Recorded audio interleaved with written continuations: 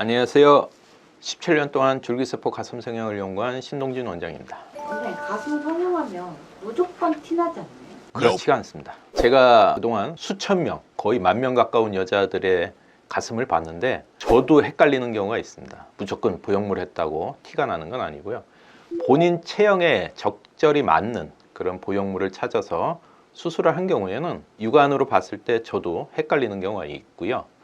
대신에 만져보면 알 수가 있습니다. 경험이 많은 사람들이 만약 만져본다면 촉감이 다르기 때문에 확인할 수가 있고, 아니면 환자가 누워있거나 이럴 경우는 좀 더 정확하게 알 수가 있는데, 왜냐면 보형물 같은 경우에는 서 있거나 누워 있거나 항상 뻥긋합니다. 그래서 라인이 자연스럽지가 않은데, 본인 가슴인 경우에는 서 있거나 누워 있을 때 라인이 약간씩 중력에 의해서 퍼지는 느낌이 살짝 들거든요. 그래서 그런 거로 구분을 할 수가 있겠습니다. 인터넷 같은 데 보면은 여기가 Y골이면 무조건 성형한 거고 이렇게 일자로 떨어지면 자연 가슴이라고 막 그러잖아요.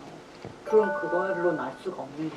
그걸로는 알 수가 없고요. 대신에 그 가슴골이 생기는 게 가슴이 풍만하고 윗가슴이 충분히 잘 발달된 경우에 가슴골 Y가 생기잖아요. 그런 여성들이 흔하진 않죠. 그런 경우는 보형물을 한 경우 그 Y골이 생기니까 Y가 있으면 보형물 한 환자다 이렇게 판단을 하는 것 같은데, 모두 그렇지는 않거든요. 자연적으로도 라인이 보일 수가 있습니다. 원장님은 그럼 딱 보시면 수술한 가슴인지 아실 거 아니에요? 저도 잘 모르는 경우가 있다니까요. 보형물 바로 딱 보면 아세요? 예를 들어서 보형물을 하는 환자들도 체형에 맞는, 체격에 맞게 적당한 그런 보형물을 넣었으면, 요즘 같은 경우는 저도 잘 분간이 힘든 경우가 있습니다. 하지만 이제 본인 체격에 맞지 않은 그런 보형물을 넣었을 경우는 누가 봐도 티가 날 수가 있는 거고요. 반면에 제가 하는 줄기세포 가슴 성형으로 가슴 확대했을 경우에는 아무도 모릅니다. 저도 모르고 엄마 아빠도 모르고 남편도 모르고 애인도 모르고 아무도 모르고요. 본인이 이야기하면 알 수가 있습니다. 그러면 그냥 며칠 여행 갔다 온다라고 하고 몰래 수술하고 오시는 분들도 많으신가요? 그런 경우 많이 있습니다. 저희 병원에도 남편 몰래 하는 분들 많이 오거든요. 가슴 하면 부부 사이가 좋아지려고 하는 건지 어쨌든. 근데 확실히 전이랑 후가 다를 텐데. 일단 촉감이나 라인은 자연스럽기 때문에 알 수는 없는데, 이제 크기가 변하면 의심은 할 수 있겠죠. 예전부터 가슴이 커졌지? 의심은 할 수 있는데, 의심은 되지만 촉감이나 이런 게 똑같기 때문에 본인이 고백하기 전에는 뭐 긴가민가 하면서 넘어갈 수가 있겠죠. 보형물은 되게 동그랗게 생겨서 모양이 되게 예쁘잖아요. 예. 그럼 지방이식은 모양을 그렇게 예쁘게 만들어주지는 못하나요?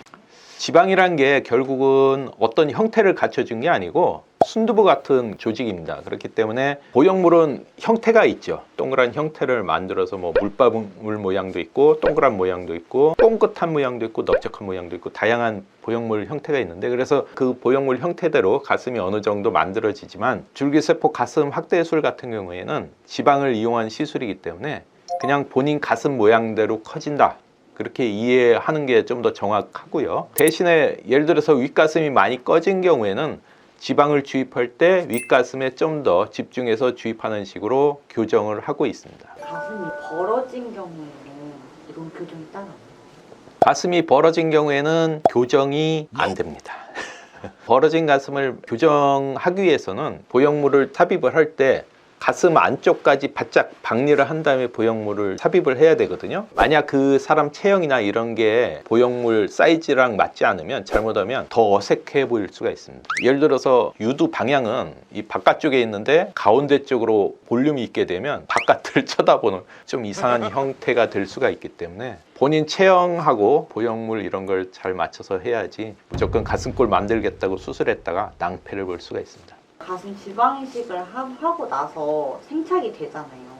그럼 6개월에서 1년 뒤에 어쨌든 다이어트를 해야 되는데 가슴도 지방이가 나중에 같이 빠지는 거 아닌가요? 그렇죠. 이 수술 자체가 결국은 복부나 허벅지 쪽에 있는 군살을 가슴에 옮겨놓는 수술입니다. 그렇기 때문에 만약에 옮겨놔서 지방 세포가 자리를 잡고 나서 다이어트를 하면 복부나 허벅지 쪽 지방 사이즈가 주는데 가슴 지방 사이즈는 안 줄면 그게 더 오히려 이상한 걸 테고요. 사이즈가 주는데 대신에 지방세포 자체가 살아있다면 본인이 예를 들어서 다시 살을 찌운다. 그럴 경우에는 다시 가슴이 그만큼 커질 수가 있겠습니다. 지방 이식 하기 전에 최대한 제가 원하는 몸매를 어느 정도 만들어 놓고 하는 게 제일 좋겠네요.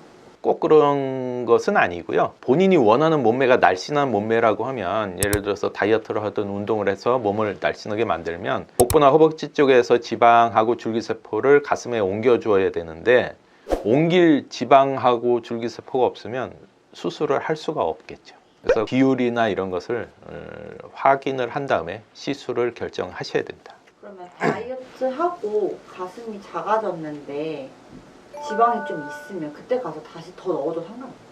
뭐 2차든 10차든 상관은 없고요. 지방만 있다면 가능한데 대신에 그렇게 우리 몸에서 지방이란 것이 한없이 무한정 샘솟듯이 나오는 게 아닙니다. 그렇기 때문에 보통 줄기세포 가슴 성형할 때는 한 번 하는 걸 원칙으로 하고요. 그러고 나서도 만약에 뺄 지방이 또 있다, 재료가 있다, 그러면 뭐 추가로 또 할 수는 있습니다. 그러면 지방 이식도 보형물만큼 사이즈가 엄청 크게 만들어줄 수 있나요?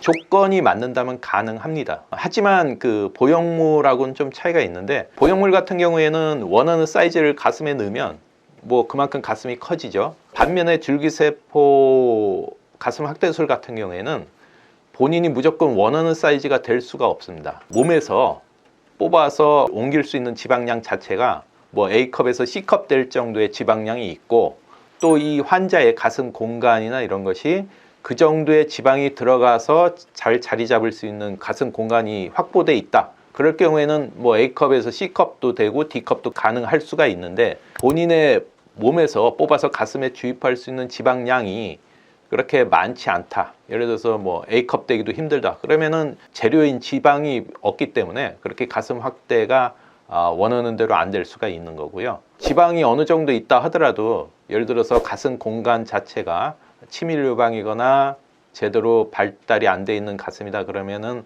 그 가슴 확대하는데 어느 정도 제한이 따를 수가 있겠습니다. 가슴이 출산 후에 처졌는데 작은 경우에 줄기세포 지방이식을 하게 되면 어느 정도 모양 교정이 가능한가요? 처진 정도를 봐야 되는데요. 처진 정도가 심하지 않은 경우에는 가슴 볼륨을 확대하면서 어느 정도 처진 것도 시각적으로 보완이 가능하겠습니다. 하지만 가슴 처짐 정도가 너무 심하고 가슴 볼륨을 확대시킬 만한 지방량이 적다. 그럴 경우에는 교정을 해서 그 만족도가 떨어질 수가 있겠죠.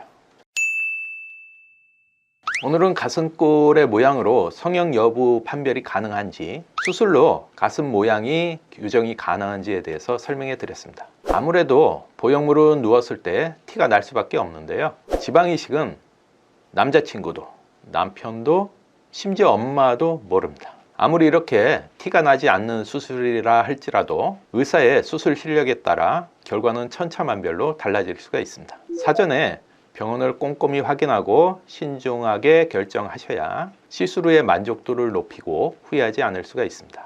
오늘도 영상 시청해 주셔서 감사합니다.